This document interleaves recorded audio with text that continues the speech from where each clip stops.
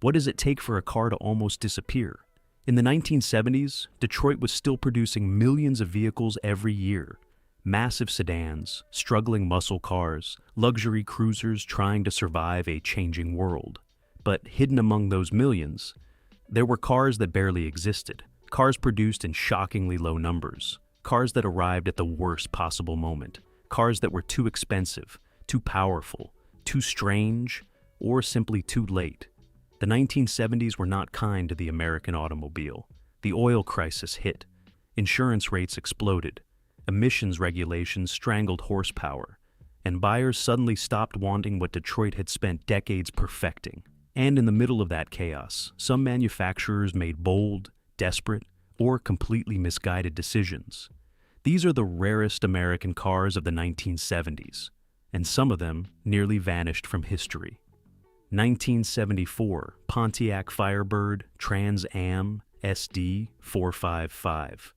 If someone told you that a real muscle car still existed in 1974, you probably wouldn't believe them. Because 1974 was no longer 1969. The oil crisis had hit hard. Emissions regulations were choking engines. Insurance companies were punishing anything with real power. And yet, Pontiac did something almost irrational. They launched the Super Duty 455. Under the hood of this Trans Am lived a 455 cubic inch V8, officially rated at 290 horsepower. But those numbers were conservative. In reality, the SD455 was far stronger than the specs suggested. It featured reinforced internal components, an upgraded block, and internals that were nearly race spec. This wasn't a dressed-up engine. It was serious engineering trying to survive in the wrong era. The result was shocking for 1974. 0 to 60 miles per hour in about 6.5 seconds. Quarter mile in the low 14-second range, right in the middle of the detuned engine era. And here's what really matters. Only 943 SD455 units were produced in 1974, fewer than 1,000. Why so few? Because it was expensive. Because it was difficult to certify under tightening regulations. Because the market no longer wanted to pay outrageous insurance premiums for a powerful car. Because buyers were starting to prioritize efficiency. It was a muscle car born at the funeral of the muscle car. Today, that terrible timing turned it into a legend. A well-preserved SD455 can easily range between $120,000 and $200,000, depending on condition and documentation. It isn't rare just because of the production number. It's rare because it almost shouldn't have existed at all. And that is exactly what makes it the perfect car to open this list. 1973 to 1974. Chevrolet Chevelle Laguna S3454. In 1973, Chevrolet was still trying to convince itself that performance mattered. The problem was, the world wasn't so sure anymore. The Laguna S3 was born with a very clear mission: improve aerodynamics for NASCAR. Its redesigned front end with a softer, more rounded nose wasn't just styling, it was functional. Chevrolet was thinking about racing, at a moment when the public was starting to think about fuel economy. And that's where the conflict began. Under the hood, you could still order the 454 cubic inch big block, producing around 270 net horsepower in 1973. The number may sound low compared to the golden years, but this was real power measured under SAE net standards, with massive torque available. Yes, it was a heavy car, but it still pulled with authority in a straight line. The problem wasn't performance, it was timing. In 1973, the oil crisis arrives. Gas lines begin to form, insurance costs skyrocket, and suddenly, a big block coupe stops sounding like a good idea for most buyers. Exact production figures vary depending on configuration, but the 454 equipped versions were built in relatively low numbers. Combine low initial demand with years of neglect, and today they are considerably rare. Many were modified, many simply disappeared, because for years, nobody considered them special. Today, a well-preserved Laguna S3454 typically ranges between $35,000 and $70,000, depending on documentation and originality. It's not the most expensive car on this list, but historically, it's one of the most fascinating. 1975, Dodge Charger Daytona. When you hear the name Daytona, the first things that come to mind are extreme speed, radical aerodynamics, and NASCAR dominance. But in 1975, that name returned, in a completely different context. The 1975 Daytona didn't have giant wings. It wasn't homologated for racing. There was no Hemi under the hood.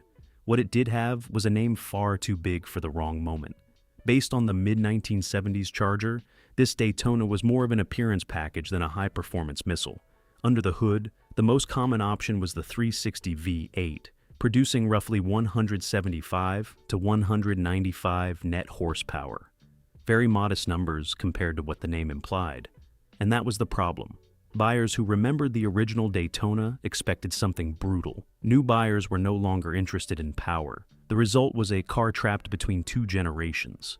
In 1975, 7,221 units were produced.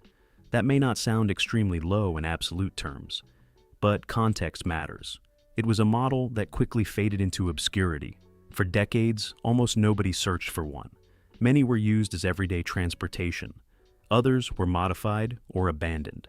Today, finding a 1975 Daytona in original condition isn't as easy as the production numbers might suggest. Current values typically range between $20,000 and $45,000, depending on condition and the authenticity of the Daytona package. And now, I want to ask you something.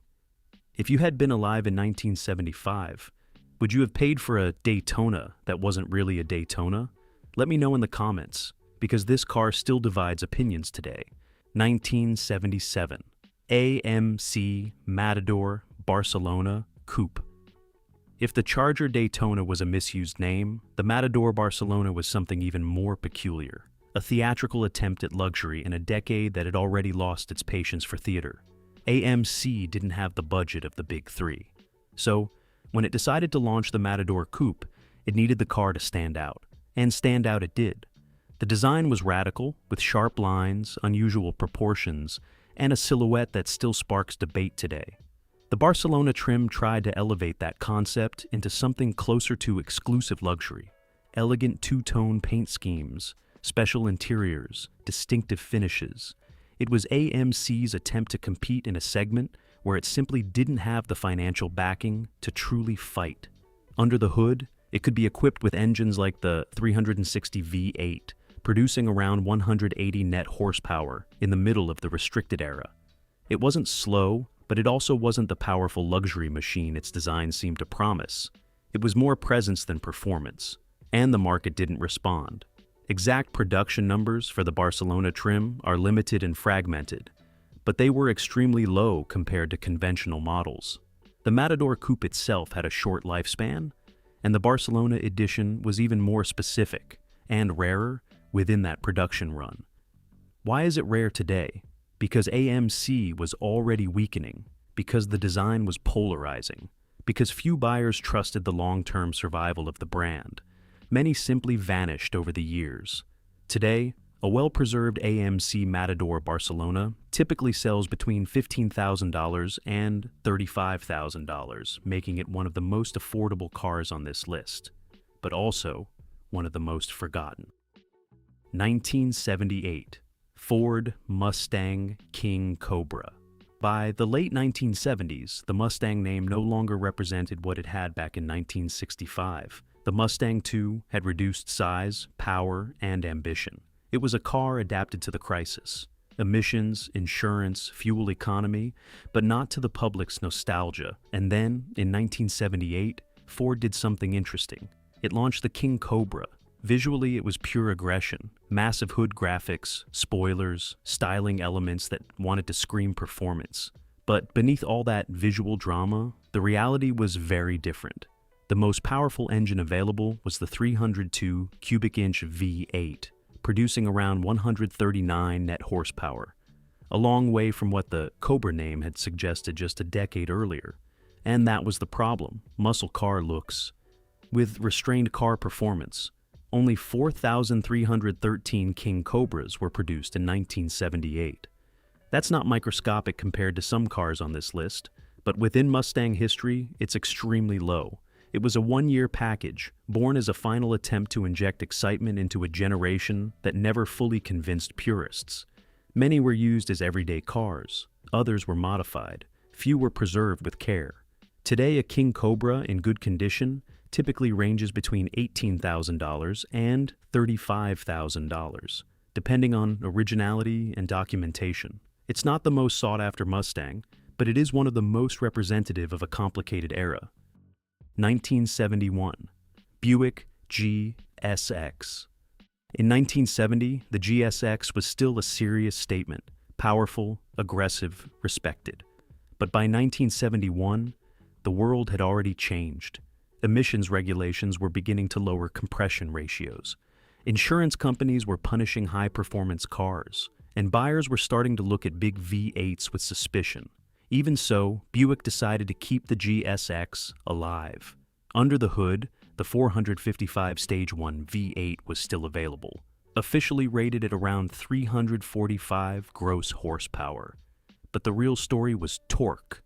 Over 500 pounds-feet, a brutal figure even by modern standards. It was one of the hardest-pulling engines of the entire muscle era. But in 1971, nobody was shopping for torque. The result was staggering. Only 124 GSX units were produced in 1971.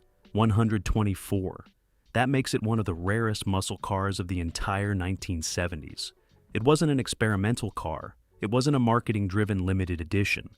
It was simply a model the market chose to ignore. It was expensive. It was powerful in a time that was beginning to punish power. And it arrived exactly as enthusiasm was fading. Today, an authentic 1971 Buick GSX can easily exceed $120,000 to $180,000, with exceptional examples climbing even higher. True rarity and the prestige of the Stage 1 package have turned it into a very serious collector piece. And now, let me ask you something. If you had been there in 1971, knowing the muscle era was ending, would you have bet on one of the last truly brutal V8 machines? Let me know in the comments. 1971, Oldsmobile 442 W30 convertible. In 1970, the 442 was still synonymous with respect. By 1971, it was almost an act of rebellion, because launching a high-performance convertible just as the market was turning away from power didn't seem like a logical decision. But Oldsmobile did it anyway. Under the hood lived the 455 cubic inch V8 with the W30 package, officially rated at 350 gross horsepower. But as with the Buick, the numbers didn't tell the whole story. The real star was the massive torque, over 500 pound-feet, delivered in a brutal, relentless surge. It was one of the most formidable engines still surviving in 1971. The problem was that nobody wanted to pay for it. Sky-high insurance rates, lower compression due to emissions rules, fuel getting more expensive, and a decade that was already looking in a different direction. The result was devastating. Only 110 units of the 1971 442 W30 convertible were produced. 110. That's not low production. That's near instant disappearance. And because many weren't treated as historical pieces at the time, finding an authentic example today is extremely difficult. Currently, a well-documented 1971 442 W30 convertible typically ranges between $150,000 and $250,000, depending on originality and restoration. Some exceptional cars exceed even those figures. This car wasn't rare because it was experimental. It was rare because the market was no longer willing to sustain what it represented. A high-performance convertible with one of the last truly intimidating big V8 engines. Arriving at the exact moment that idea was beginning to die. 1970, Plymouth Hemi Cuda convertible. There are rare cars, and then there is this. It wasn't a technical failure. It wasn't a bad car. It wasn't a strange experiment.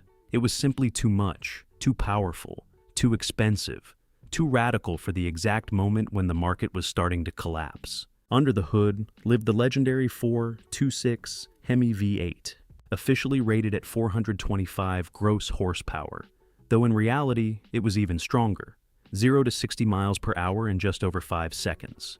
Quarter mile in the low 13-second range. In 1970, That was nearly exotic territory. But there was one enormous problem: the price.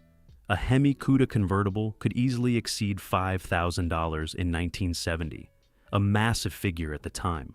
Add disproportionate insurance costs and growing economic uncertainty, and the outcome becomes easier to understand. The result is one of the most absurd production numbers in American automotive history.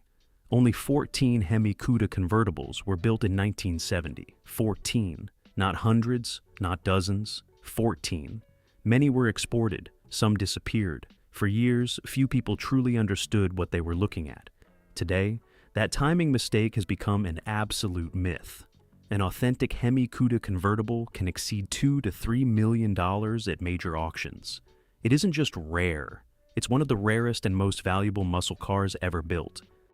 The 1970s were not a decade built to create legends. They were a decade built for survival, the oil crisis, exploding insurance rates, emissions regulations strangling horsepower, confused manufacturers, buyers changing their mindset.